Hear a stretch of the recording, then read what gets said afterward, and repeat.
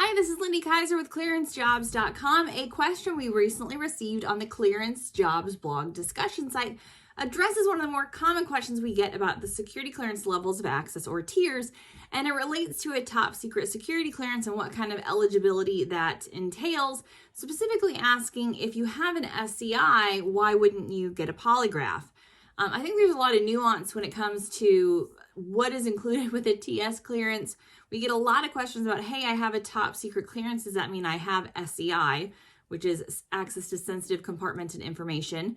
Not necessarily. You have the eligibility for it if you have been investigated for a top secret security clearance. The investigations are the same.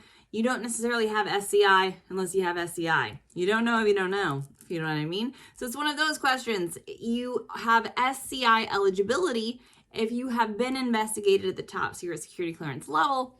Doesn't necessarily mean that you are read in to an SCI program, that you have SCI. Kind of the same with the polygraph. If you have a clearance, regardless of level, you might need a polygraph.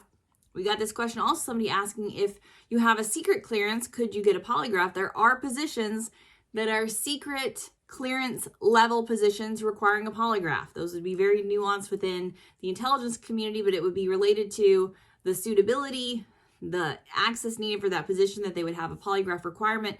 It's not necessarily a direct correlation between clearance level. So it's not saying, hey, I have an SCI, I'm going to get a polygraph.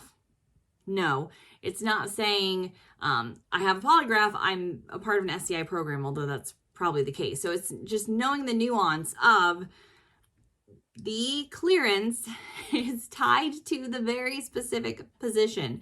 So you have broad kind of swaths of eligibility to be read into a program or maybe to need a polygraph, but what you need for that position is going to be very directly related to that position. So you really need to listen to what your security officer, your program manager, your company, your agency headquarters, your security officer is telling you.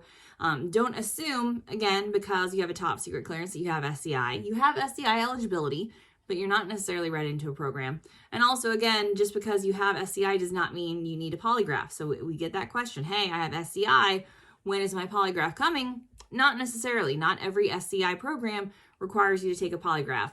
Much more likely to have a polygraph within the intelligence community.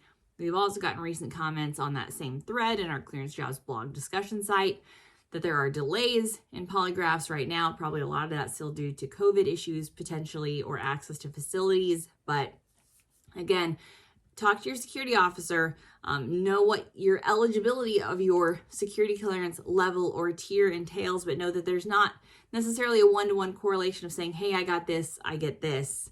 It's very much tied to the specific position. So you may have an SCI level clearance and no polygraph. You may have a top secret clearance and no SCI. You would just have eligibility to obtain SCI. Makes sense? Maybe, maybe not. If it doesn't, go check out all of our content over at ClearanceJobs.com. We have answers to this, security clearance tiers, levels of access, what's included in a top secret clearance investigation, what to expect from your polygraph, and how to prepare for it. All of that over at ClearanceJobs.com.